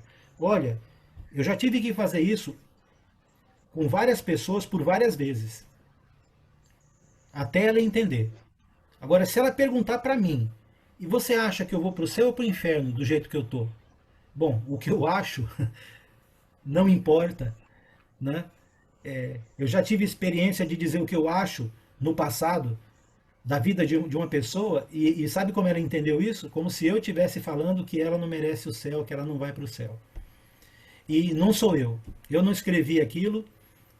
Quem vai levar essa consciência é o Espírito Santo. Nós somos parceiros. A minha parte é elucidar para a pessoa o texto. A parte dela é entender o texto. Agora, quando nós tomamos essa postura de juízo, isso é muito perigoso. Então, quando alguém não se converte, né, num estudo que eu dei, por exemplo, e já aconteceu muitas vezes, eu paro ali. A minha mente, ela não pensa mais se vai para o céu ou para o inferno. Eu lamento aquilo tudo, mas eu continuo semeando, eu não fico pensando mais, não. Meu avô era espírita, morreu, vai para onde? Não sei, não é problema meu. Então você está querendo dizer que existe possibilidade para ele? Eu falei, não, eu não disse nada disso. Eu só estou dizendo que eu não sei, que isso aí é a área de Deus, não é minha área. Não é? Agora, quer saber o que a palavra de Deus diz sobre isso? Então vamos lá ler. Então eu estudo com a pessoa e deixo ela entender. Eu não sei se eu fui muito claro contigo, José, mas sermos afoito ao ponto de proferir um juízo contra alguém é tão perigoso quanto dizer que está tudo bem, ela vai para o céu. Isso não é área nossa. Eu estou entendendo, eu não posso proferir, no caso, afirmar, no caso, né, o que as escrituras afirmam com relação a uma determinada conduta. Não, você pode afirmar deixando que a palavra seja entendida pela própria pessoa. Entende? O Espírito Santo e a própria palavra de Deus são suficientemente poderosos e têm a condição de elucidar isso para uma pessoa. O nosso juízo não precisa ser proferido, nem deve, na verdade. Quando você faz um bom estudo bíblico, claro, com uma pessoa, sobre o que é o pecado, a condição do pecador e o que a Bíblia está dizendo, ela vai entender, pode ter certeza. Ela vai entender, eu não tenho dúvida disso. Ela pode dizer, eu não quero, não é? Mas entender, eu creio que vai sim. Então, Alex, se eu estiver com uma conduta pecadora ou um irmão meu, como é que tu faria para essa pessoa voltar a ter uma conduta correta? Seria ensinar novamente a palavra, não julgar essa pessoa? Vou dar um exemplo prático. Assim. Se eu paro de me congregar, voltou normal, não tem uma pandemia, eu deixo de ir à igreja. Eu estou num caminho, então, eu estou deixando de cumprir uma regra que é congregar. A pessoa que vai me procurar, ela não vai estar me auto-julgando? Não, como é que ela faria? não. Julgar é uma coisa, corrigir é outra. Então, corrigir a pessoa, repreender a pessoa, são conceitos bíblicos. Nós precisamos corrigir e repreender. Se eu tenho um filho e ele está indo colocar o dedo na tomada, eu vou gritar, para! Eu repreendo ele, aí depois eu chego perto dele e aí eu vou fazer o quê? Eu vou ensiná-lo, admoestá-lo, eu vou dizer, olha, se você fizesse isso, você poderia morrer e tal. Então, nós temos a responsabilidade de cuidar dos nossos irmãos e de nossas vidas espirituais, ok? Isso não é... É um ato de amor, né, Alex? Oi? É um ato de amor. Exatamente, Agora...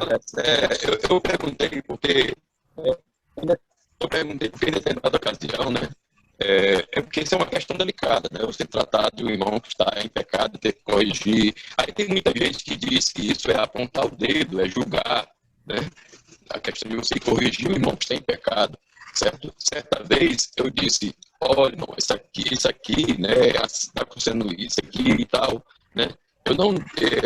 Eu citei uma questão de pecado, ele disse, né? Ele não compreendeu, né? Que ele estava pecando. Certo? Depois eu ter conversado com ele, ter aberto a palavra de Deus. Aí eu tive que dizer com todas as letras, né? E dizer bem claro para ele, olha, você está nessa conduta. Né? Você está nessa conduta, irmão. Né? Aí ele disse, não.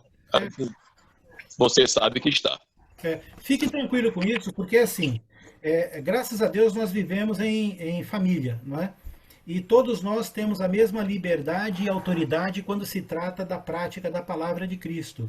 Isso não é preeminência de um pastor, de um presbítero da igreja. Todos nós, como irmãos, já temos dado por Jesus o direito de falar com os nossos irmãos sobre pecados ou a vida deles em pecado, né?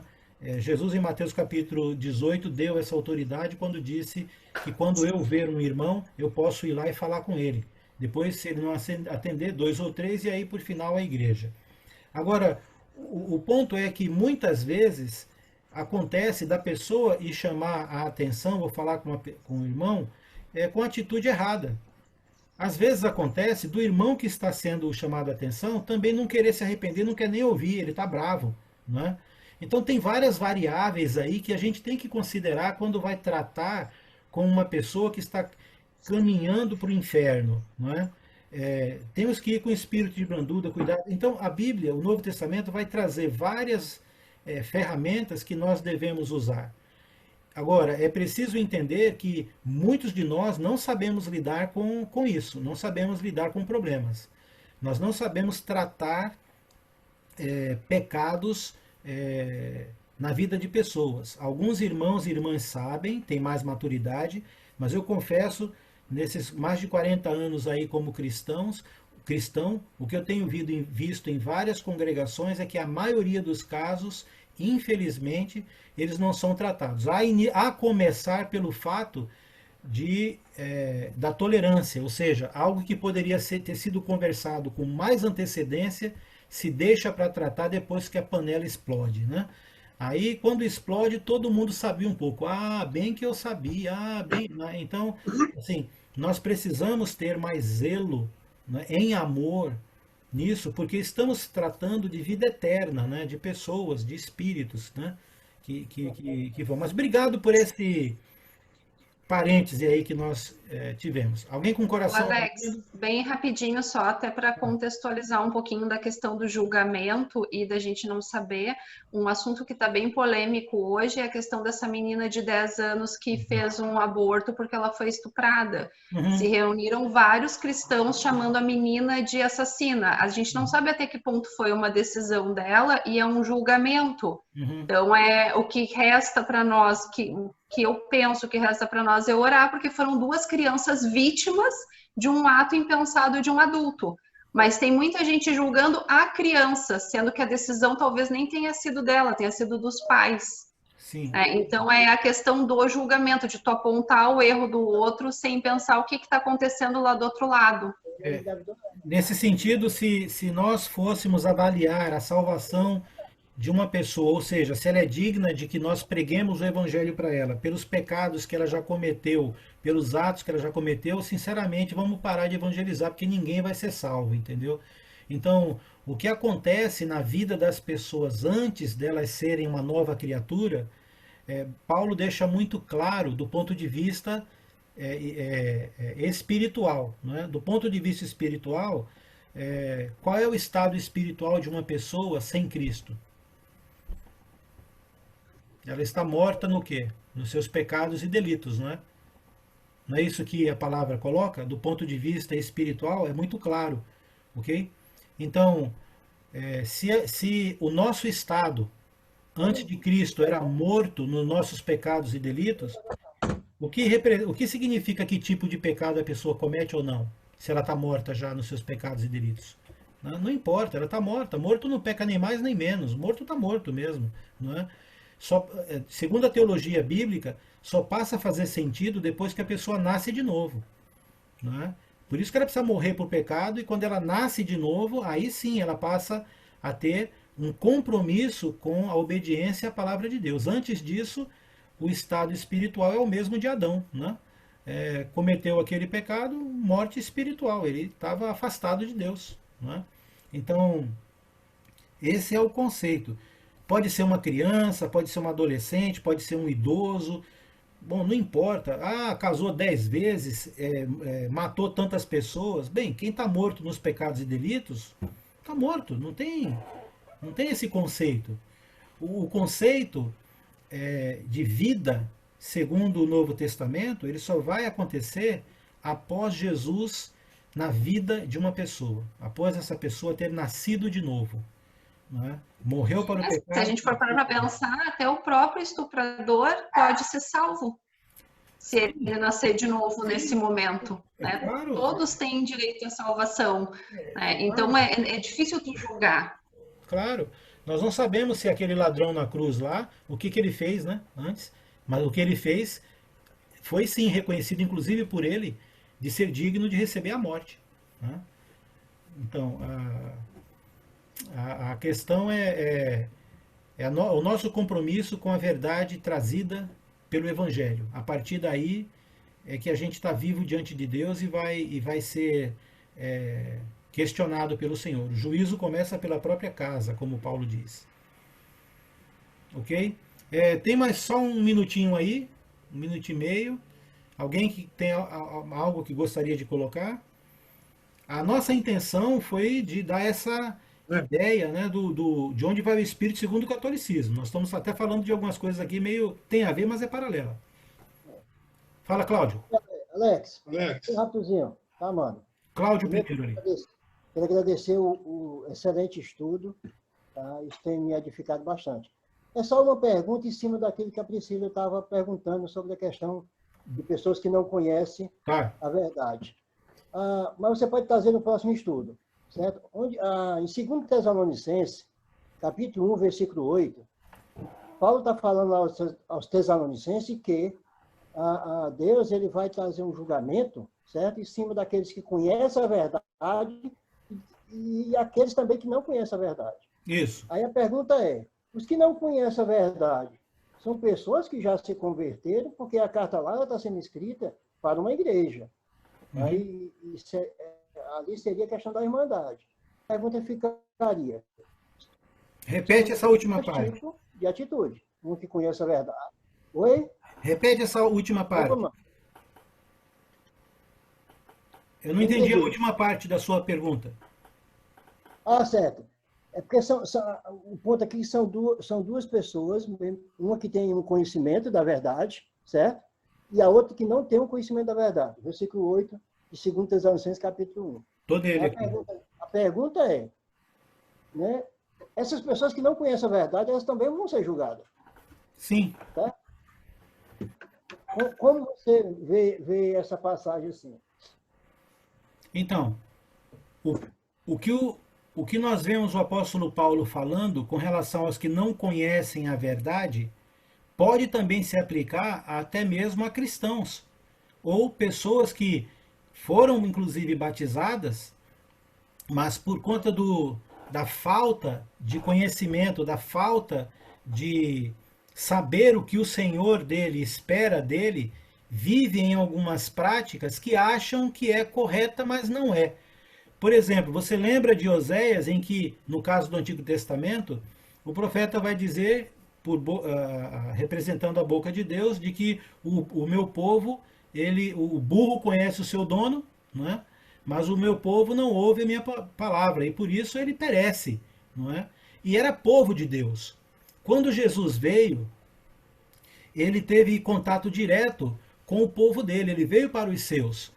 E a gente sabe que, por exemplo, o sumo sacerdote, Caifás, ele era um homem extremamente instruído na palavra de Deus. Ele era o sumo sacerdote, assim como tantos outros, conhecedores da palavra de Deus. Mas o que eles fizeram com Jesus Cristo? Tramaram contra ele. Então, o conhecer a palavra aqui não é meramente a questão de saber a palavra.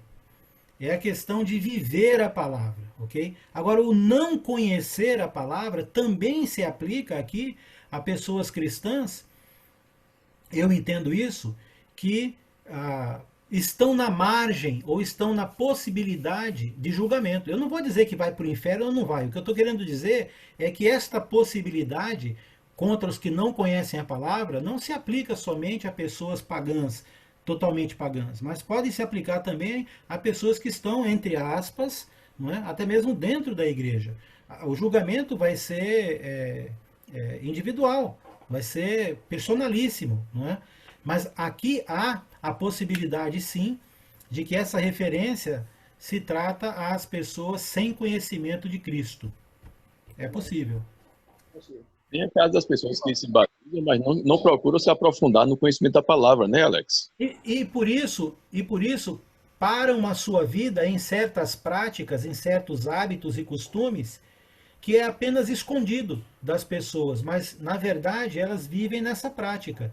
Então, todos nós somos avaliados face ao conhecimento e o livramento que esse conhecimento nos traz. Ora, se eu conheço e não pratico, eu estou passivo de juízo.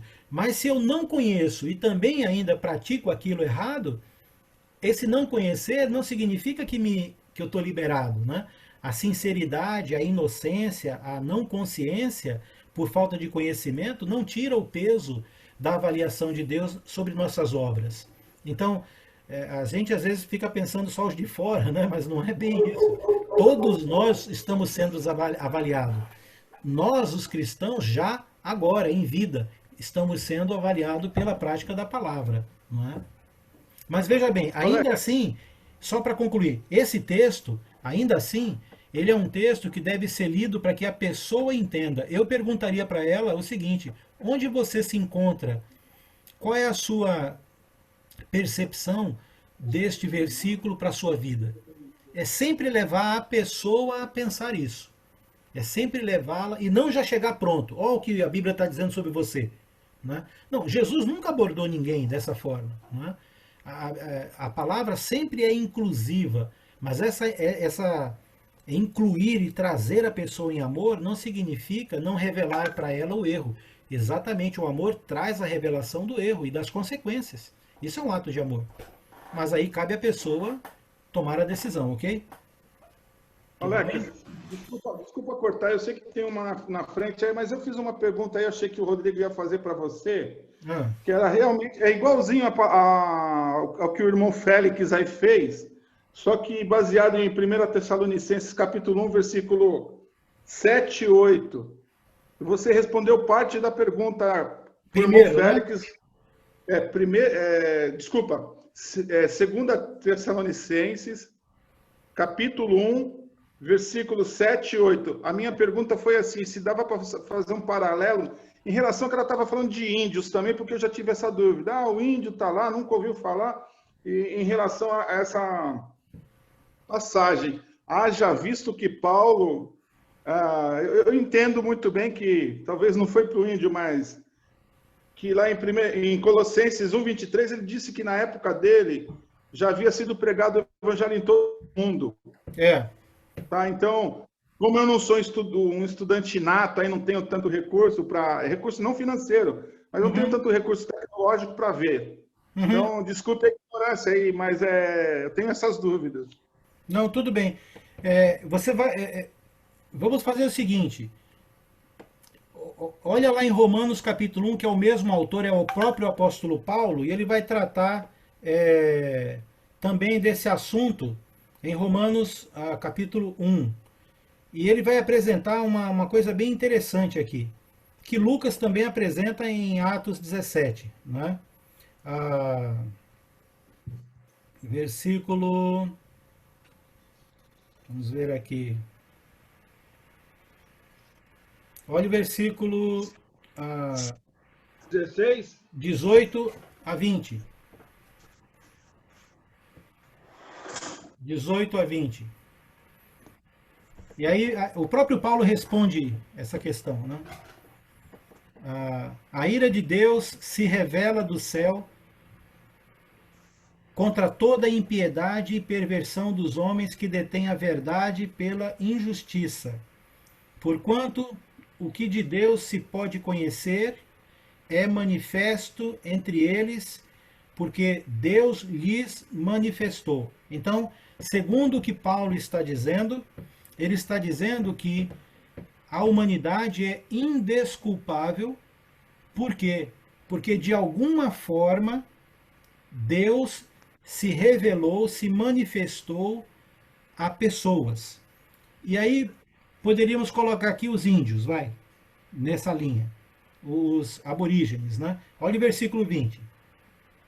Porque os atributos invisíveis de Deus, assim como o seu eterno poder, como também a sua própria divindade, claramente se reconhecem desde o princípio do mundo, sendo percebidos por meio do evangelho pregado desde Adão.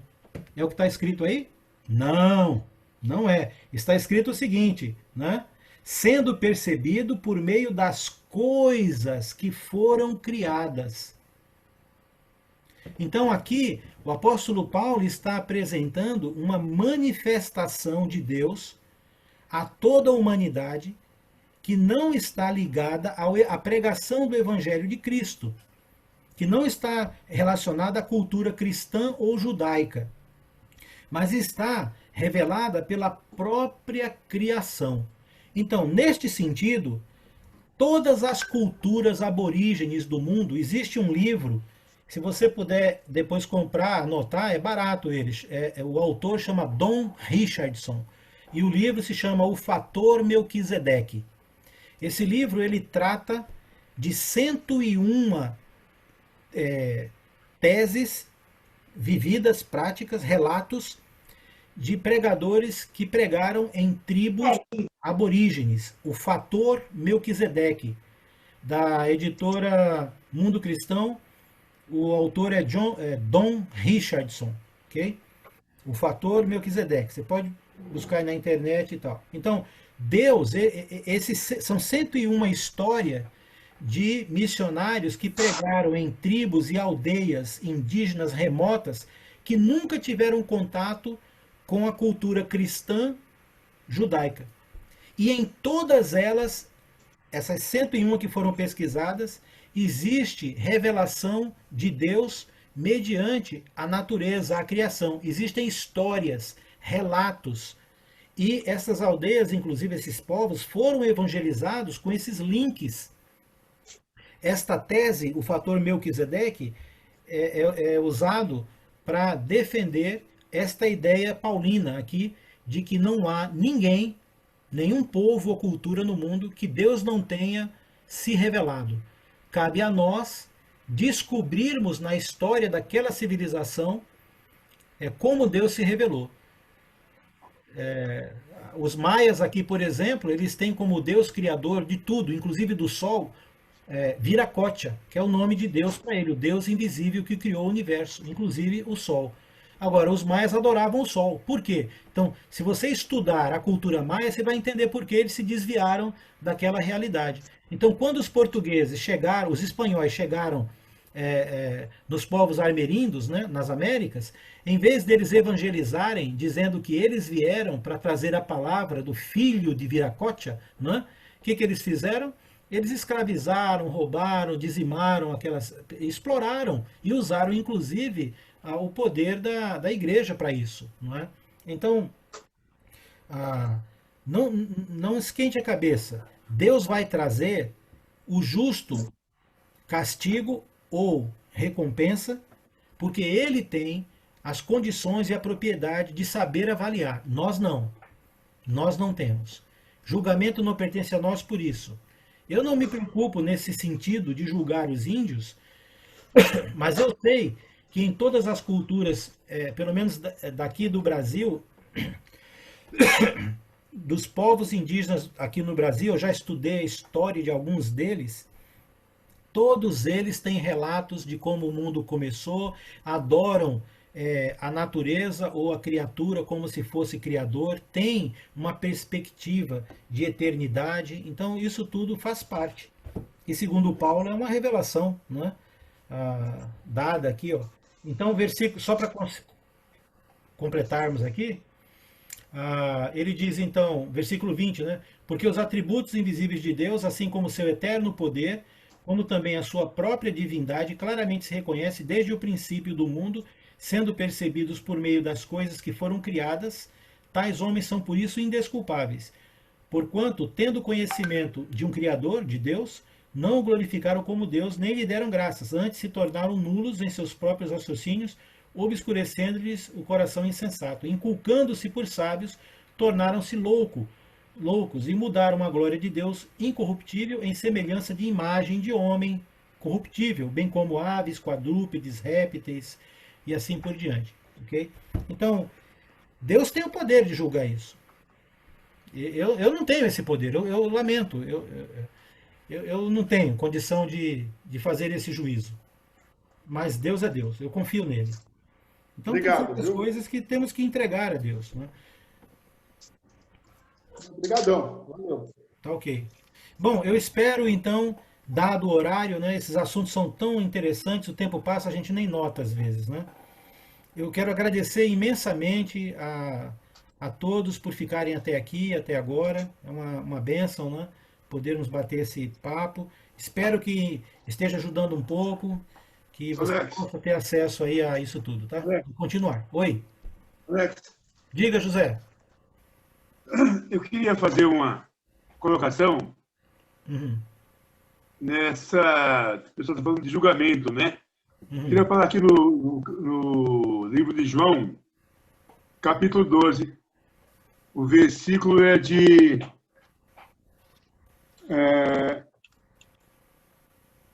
48, onde diz: quem vai julgar é a própria palavra, né?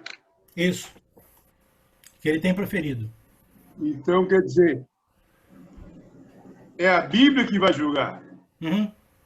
Se a Bíblia vai julgar, se é a palavra, nós não temos que nos preocupar com o julgamento. O julgamento é de Deus, né? Exatamente. Não é nosso.